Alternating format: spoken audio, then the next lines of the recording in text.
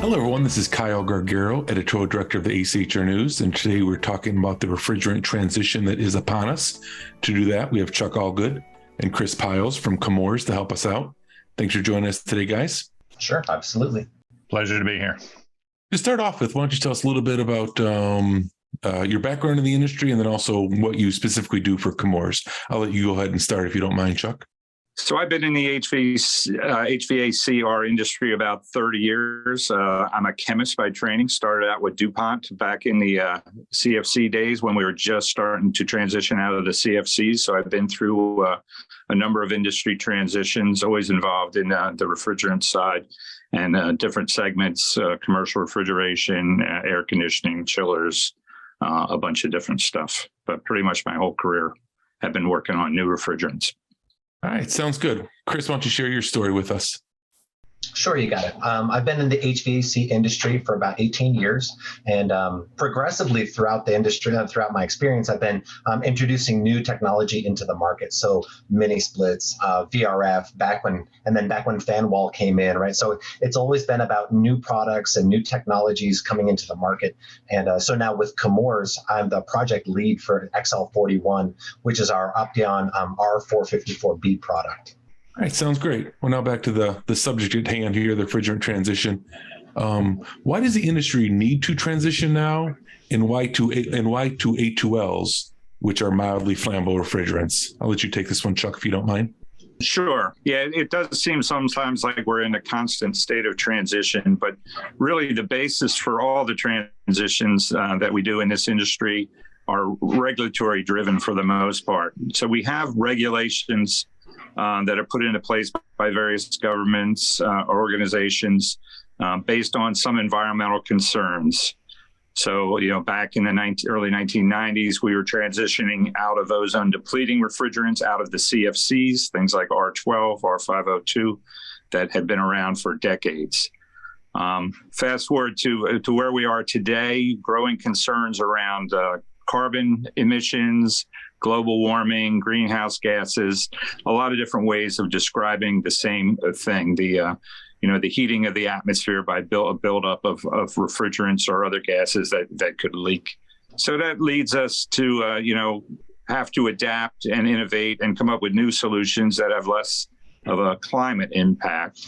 And one way to do that from a chemistry standpoint is to look at molecules that have more hydrogen in them as part of the makeup of the molecules, or have things like carbon-carbon double bonds. Those give these molecules very low atmospheric lifetimes, low global warming potential, low probability for impacting the climate long term. Now, the opposite side of that is when you put in more hydrogen or more carbon double bonds, you also increase the flammability nature of those chemicals. So you can think to the extreme, if you go all the way to totally hydrogen and carbon, you'd have a hydrocarbon, things like propane or butane that, have been around for a while, but are class 3, highly flammable, and then are severely limited for safety reasons on charge sizes where the places and spaces they can be used.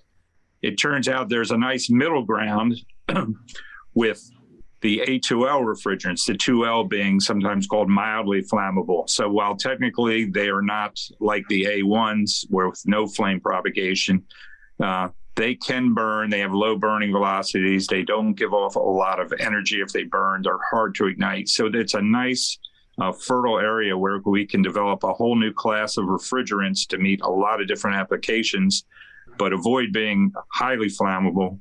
And so it lands us in this space, this 2L space, A2Ls, the A being the toxicity component of the safety designation. Long way of saying it's usually an environmental concern, leads to some regulations, which leads to innovation, new systems, new refrigerants, and the industry transitions to these more sustainable products. Gotcha. Now, you mentioned there the AIM Act, and we know that includes steep cuts to HFCs. In fact, I think it's a 30% reduction this next year. I guess the question for you guys is, how does this impact the industry? Yeah, let me start off, and then I'm sure Chris can chime in here.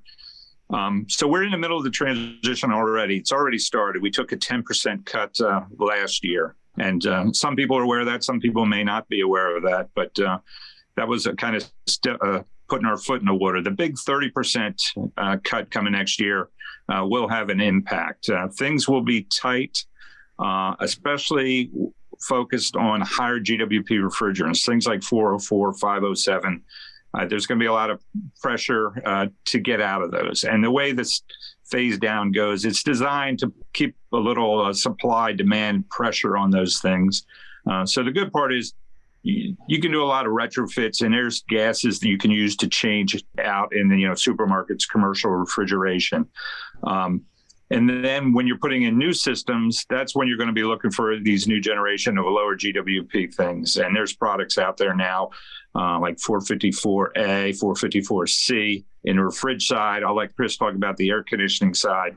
But depending on where you have to end up for a new system with a GWP product, something less than 300, some of the regulations are looking at, or less than 150, some of the California regulations. There are products out there, A2L products, that are being incorporated into those designs. The component manufacturers, the system manufacturers are all working on those to date. So we'll be ready as the phase down continues. Well, as Chuck was talking about commercial refrigeration, there are retrofit options. But when it comes to HVAC in North America, right now we're not looking at any retrofit options, because to have a system that uses 410A or an A1 refrigerant, to modify that to be able to use an A2L refrigerant safely, it's going to require putting in new sensors, new mitigation technology, moving the electronics around into a different part of the unit. There's really a lot of changes that would need to happen to the piece of equipment itself in order to make it for use with A2Ls. And right now, we're not looking at doing anything like that. What's happening is the manufacturers are going to be moving to only being able to produce equipment that uses these lower GWP refrigerants. So in doing that, and them moving from using 410A, which has a GWP of over 2,000, to using a refrigerant that is an A2L, right? Either if they're using XL41, for instance, that GWP is 466. That's a 72% reduction just in GWP by using a different refrigerant. So when we go back and we talk about the phase downs or the step downs that are coming next year and again in 2028, in total, we're looking at about a 72% step down by 2028. But this change in GWP from just changing the refrigerant is 72%. So the whole program's already set up to be able to make that adjustment and not impact the industry with regards to being able to sell the same amount of equipment, work on the same amount of equipment, that kind of thing. And then 410A is not going anywhere. It's not being phased out by any means. It's still going to be available as much as you need it as a service gas moving forward. So really, the HVAC contractors have a lot of questions, but I think that they find comfort in knowing that the GWP reduction in just swapping out the refrigerants is going to help meet that step down schedule. All right. And I assume transitioning to the mildly flammable refrigerants are going to require some changes to codes and standards, that sort of thing. Can you guys kind of give me some intel around these developments, help our contractors figure out what's going on out there? Sure. If I could start that one. There's really been a lot of work over the past 5 years to be able to get all the codes and standards and everything changed into where we're going to be able to use this equipment in residences, right? So about 5 years ago, ASHRAE revised ASHRAE Standard 34, and they put in the A2L category, right? It's the low end of flammability when it comes to the classifications of flammability, right? So a level 3 classification would be like butane, R290, right? Very, very flammable things, almost explosive. On the opposite end of the spectrum is our gases that, technically they're flammable, but it's a very, very weak flame, very cool flame, that kind of thing. And that's really where the A2Ls live. So the first thing that needed to happen was ASHRAE needed to set that category up. And then once they did, the process began to work with the model codes, the IMC and the UMC, and get them in alignment with using that kind of standard, using the new language, and really regarding A2Ls as a new type of refrigerant, and look at what's safe, what's not safe. Thankfully, all of that work is pretty much completed now, right? The IMC is in alignment, the UMC is in alignment, but those are the current models, right? So that's like the 2024 version or edition of that model. But now what has to happen is the states. Right now, certain states are using like the 2015 edition of the UMC, 2018 version, where the language isn't ready for A2Ls. So right now, what we're looking at is watching the states and helping states even make the transition into being current and being able to qualify A2Ls for comfort cooling in residences. So there's a couple different ways that that's happening. One, through the adoption of building codes, the current ones, but then also helping to educate the authorities having jurisdiction and educate the legislative bodies on what an A2L is and where it falls and the safety and all that. And so laws are actually also being passed in other states that say A2Ls can't be excluded. Any SNAP approved refrigerant cannot be excluded from the building codes. So either the state is adopting the current building codes or they're adopting legislation. And right now there's over 35 states that have adopted either new building codes or adopted legislation. And it's going pretty strong. Really, we need to have all 50 states by the year 2025. And we're on a good path to do that, a good pace for that. So really, there's been a lot of work pretty much with everything. So that's all the building codes. But then if you talk about the Department of Transportation, right now, the Department of Transportation still considers it flammable. Either the gas is flammable or it's not flammable. And so the DOT has their own laws and their own regulations that are set up. And let's see. And then there's the IFC. And what they are right now, they're still making some changes when it comes to being able to store these refrigerants. Currently, with flammable refrigerants, a distributor may not be able to stock up a whole ton of the stuff, right? Maybe a few 100 pounds of refrigerants. But the IFC has looked at A2L refrigerants and said, you know what, this is more like an A1. And so now they can stock up to 10,000 pounds in a secured area with sprinkler systems and all that. So there's really a lot of work with the model codes has been done and completed. And now we're just looking at the state codes being updated and making states enabled for A2Ls. But really, that's about it on the HVAC side. For commercial refrigeration, they've always had a bunch of different levels of refrigerants, and those laws have been in place for a long time. So long-winded answer, sorry, Kyle, but that's what I got. No, it's a lot of information to get through. So it's important for our audience to hear. So we're talking about our audience, which obviously is HVAC contractors. I'm sure they're thinking, what do I need to do to be ready for these changes? So if you guys have any sort of advice or a list of things they should be doing, it'd be greatly appreciated. Sure. Yeah. First of all, I'd say, we've gotten through previous transitions out of 22 to 410, out of mineral oil to POE, out of pure components to blends. So we'll get through this transition. But if I had to say 4 things I would advise people to do, 1, get educated, set up continuing education for yourself. As you can tell, there's a lot of things to know, things to be aware of. But however you like to get your information, online, news feeds, newsletters, emails, blogs, there's a lot of YouTube channels, websites. There's a lot of resources for you to get continuing education on this whole transition and the A2L. So I'd encourage you to set that up and spend a little time, invest in yourself, your career, to be aware of all this. Number 2, I would say stay connected to refrigerant manufacturers like Chemours. We do a lot of this work for you. We try and take all the complicated pieces and distill it down to really what you need to know. I will also say during times of transition, sometimes there's some unscrupulous activity. There's illegal imports. There's counterfeit materials that show up from time to time. So you want to be connected with a supplier, manufacturer of refrigerants that you know and trust. 3, I would say it's always a good time to revisit best practices. Things like maintenance, preventive maintenance, leak detection, leak repair, all those are good practices we should be doing already, but really double down on some of those activities.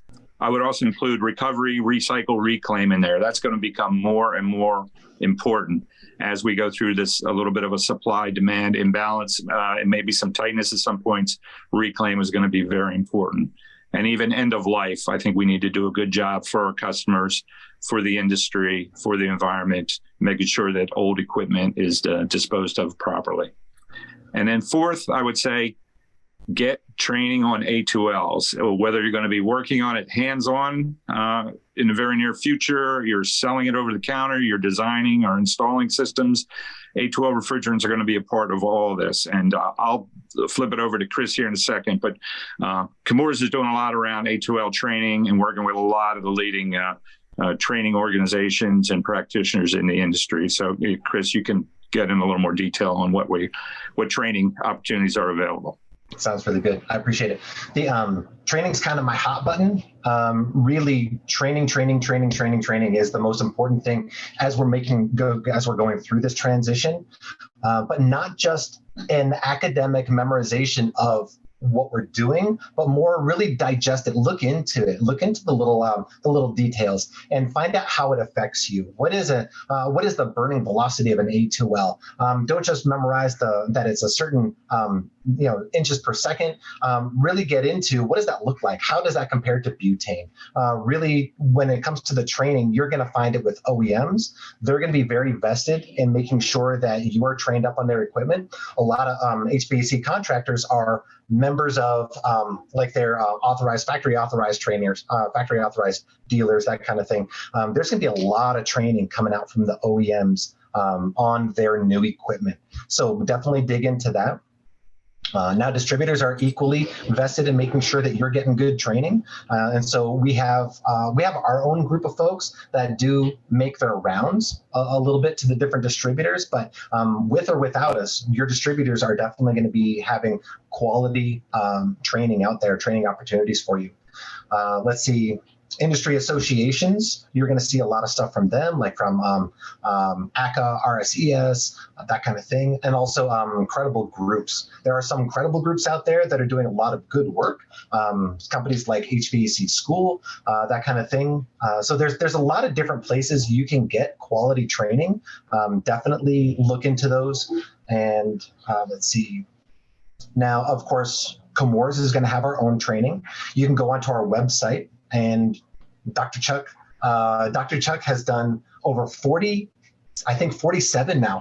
episodes of getting a checkup with Dr. Chuck, right? So it's all these little short 5-minute videos on different aspects of the refrigerants, right? So you can go and take a look at all of his videos. We have our trainer, Don Gillis, and Don Gillis is a pro trainer. He's been around for a long time, former contractor. So he really can help dial in the changes that are coming and make it applicable to you. So it's really good to get into any of Don's trainings or watch his stuff online. You can follow Don's LinkedIn account in order to kind of see where he's going to be popping up next. And then also, like Chuck was saying, our website is going to have a ton of information also. Right. So on our own website, Opteon.com, we've got a lot of different animations, infographics. We've got a lot of technical information, any kind of MSDS you need or any kind of specifications for the new refrigerants. We have all kinds of information over there. So please go and check that out. And then the last thing I'll always plug is our Tech to Tech hotline. OK, that phone number is 1-800-433-TECH. or 1-800-433-4324, and 8324. And just give them a call. You'll be able to talk to a technician, ask them any kind of questions you have on the new refrigerants, and they can put you in touch with somebody else depending on your needs. But really, the most important thing right now is to get trained up and digest the information so that it makes sense to you and it resonates with you. You should be able to explain all of these things to somebody else. If you can't explain it, then you probably need more training. That's my rule of thumb with training. All right. Well, our contractors have our to-do list on how to do this transition. Should be an eventful couple of years. But Chris and Chuck, we really appreciate you taking the time. And I know it's a very interesting subject with our audience, and there's a lot to digest. So we really appreciate you kind of breaking it down for us in an easy way. So thanks for taking the time today. For sure, Kyle. Absolutely. Thanks a lot for having us. My pleasure.